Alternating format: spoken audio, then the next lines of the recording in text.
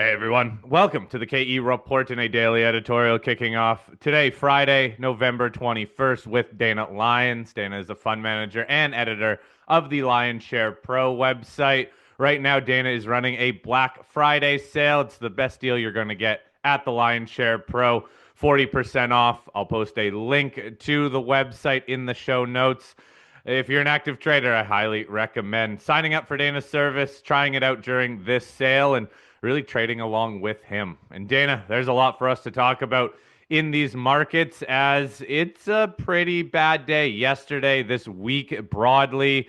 These markets being led by tech continue to move lower. There seems to be a lot of, I guess, new fear in these markets, even though the S&P is only, let's say, 5 to 6% off of its highs of under a month ago.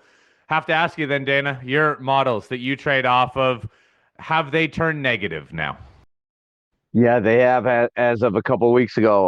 Last time we spoke, a couple of weeks ago, we discussed how our models were trending down and quite likely to turn negative, which they did soon after that, a couple of days after that, probably 10 days ago. So market tried to, the major averages tried to hang up there a couple more days, tried to tease some new highs, but our indicators continued lower throughout that. So during that time, we did start hedging pretty aggressively as well as taking profits in a lot of our positions. So we are extremely defensive right now. It's not going to be a straight shot down.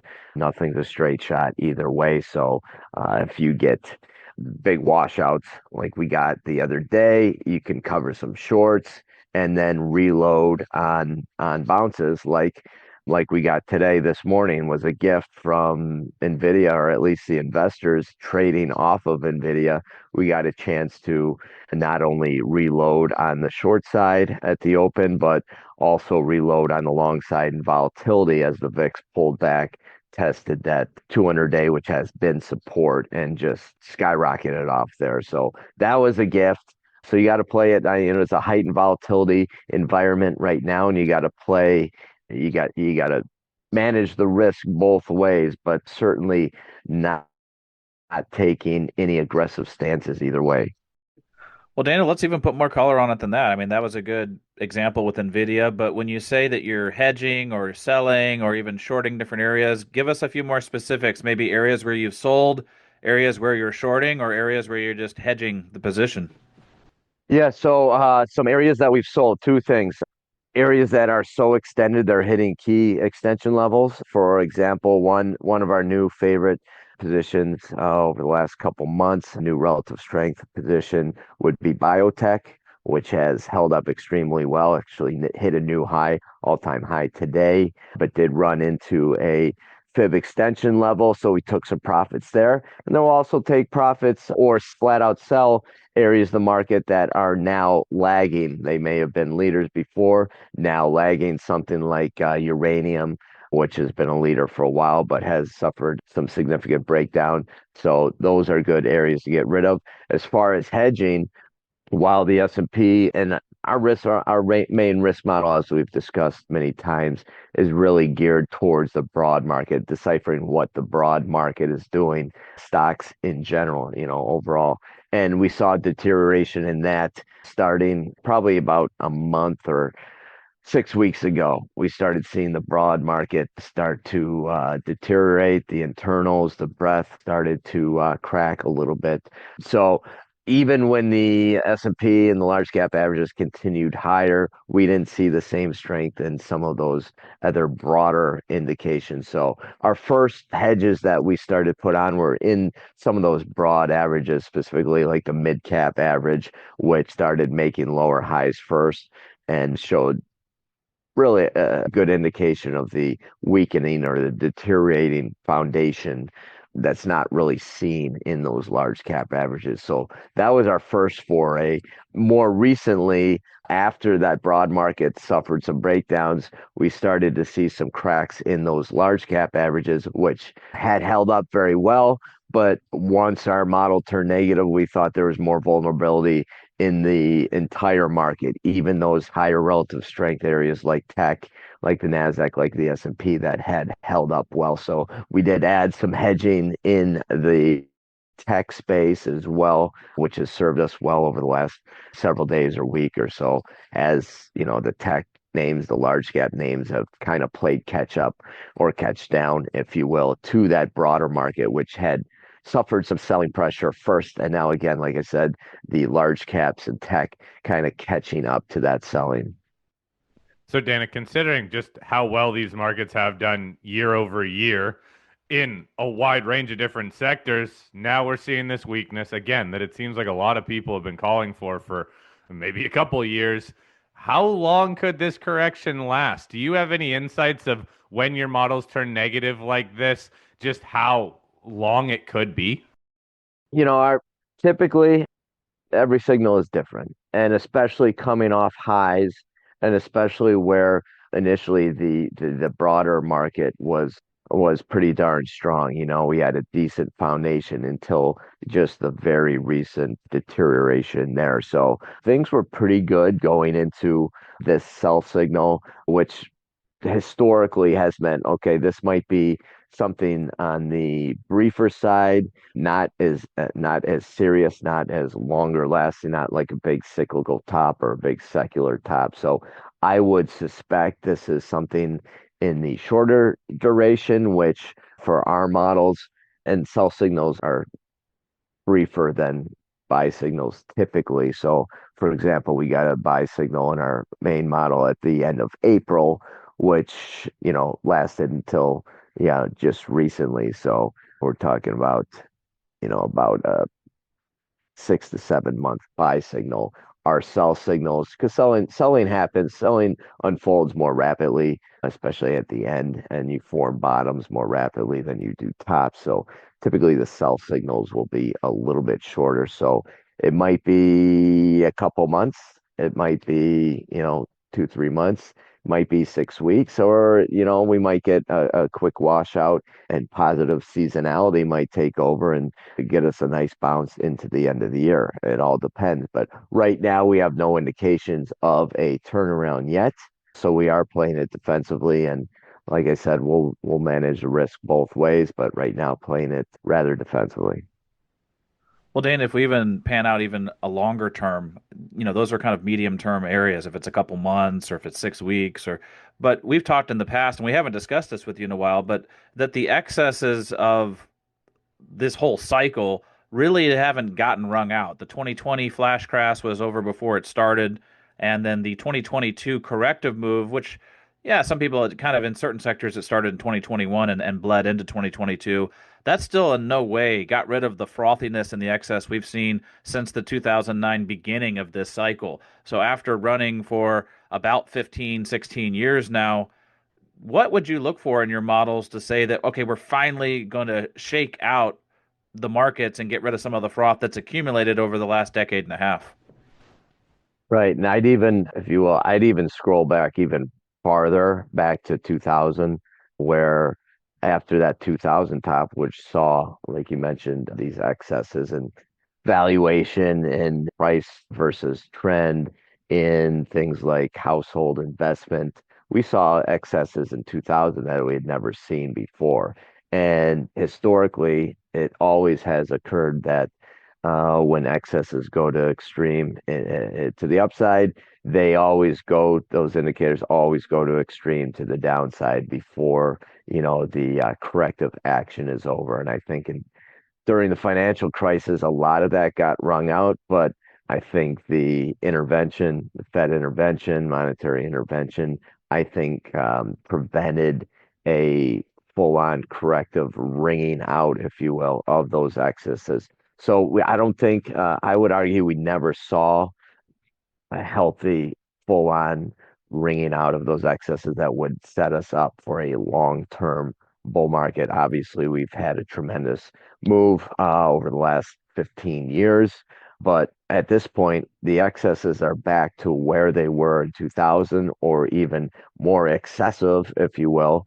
You look at, for example, the Buffett indicator, market cap to GDP. I think it was maybe like 1 to 1 back in 2000. It's like 2 to 1 now. It's like far beyond what anything we've ever seen before that. Valuations as well, household investment, everything is not only hasn't wrung out those excesses, it's even built them up higher. So I think I would argue we have these excesses we built up over the last 15 years, but we also have some that residual stuff that was left over from the dot-com era that never fully got wrung out. You want to see, a full wringing out of those excesses that puts you into a position where you can durably rally for, another 15 to 20 years or so.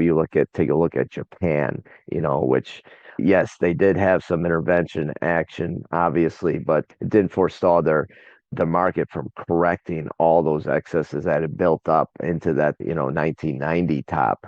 So that corrected for, another, we call it 20 to 25 years before really a durable low was in place. And I think Japan, you could look at a place among other international markets that is set for, a durable long-term secular move higher still from here. The US, obviously, we haven't hit that point where the bubble has burst. Obviously, we had some ringing out, but back, like I said, we're back where the excesses are, back to where they were at the worst levels in history or even beyond. So when that reckoning does come, it's going to necessarily be quite the disastrous one for investors who aren't prepared for, who aren't managing that risk or don't know how to manage the risk of the downside. So it quite possibly will be worse than any, corrective action we've seen in our history. So I would say, when is that going to occur? We don't know exactly, but you'll see signs of major divergences prior to that. Like I mentioned, the recent top or a couple weeks ago or a month ago, we're still seeing pretty broad participation. We saw not unanimity in confirmations among the broad averages, but we saw a lot of broad averages in the advanced decline line go to new highs. So you're going to see quite the divergence in many of those areas before, the ultimate top is in place. So, Dana, outside of international markets, what about safe haven assets? We are also seeing stuff like gold correct. The US dollar has had a little rebound, but it's still well off of its highs from earlier this year. Is there any potential to hide out in these safe havens? Well, it's hard to judge. Money flows from one area to another market, like we've discussed in the past. I don't like to do the intermarket analysis necessarily because those correlations, those relationships can morph and change. And you saw, at times in recent years, you saw gold going up with the dollar going down, then you saw gold going up with the dollar going up. So it's hard to say, okay, the bond market will be a safe haven, flight to quality during a stock correction, especially when, if that long term interest rate cycle has bottom, which we think it has. We think the 2020 low was a long-term low for yields, and we think they go up for 20 years or so. So if that's the case, in general, that might not be a safe haven, a place to hide out during any massive secular bear market in the equity market. You might have shorter term pockets where you get nice rallies in the bond market during major like waterfall type sell-offs in the equity market. But I don't think, and from a long-term standpoint, that you can count on, okay, stocks are going to be down, say they're going to be down for the next 15 to 20 years. I don't know. I don't know that you can make that bet. And at least I wouldn't put my money at where my mouth is if I'm making this bet that bonds are going to be up substantially over that period just because of a flight to safety. In fact, I think bonds are probably, like I mentioned, going to be lower, bond yields higher over the next couple decades. Well, Dana, bonds are only one of the safe havens. When people are looking at these allocations, the financial sector is shifting from a 60-40 to a 60-20-20, 60% equities, 20% bonds, but now 20% alternative assets. And that alternative assets category holds things like gold, which we got to ask you about, but also Bitcoin. But it could also be something like a dividend paying ETF or something like that. So with the other safe havens, things like the precious metals, cryptocurrencies, and or dividend paying stocks, anything else that you see as maybe being a potential good place to weather the storm? It, you'll have to ask me during each individual storm because all the storms are different. Nothing, and I mean nothing, is a buy and hold or a short and hold. So, like I mentioned, the shifting relationships, the shifting correlations. Gold might be a safe haven during one bear market in the equities. Bonds might be a safe haven in another one. Crypto's too early to tell if they're ever going to be a safe haven.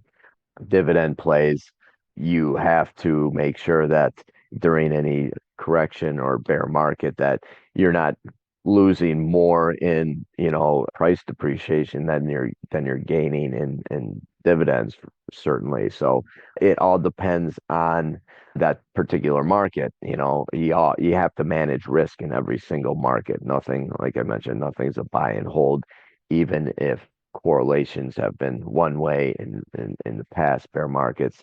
It might not necessarily be the case going forward. So gold is a great example. We've had precious metals have an amazing run.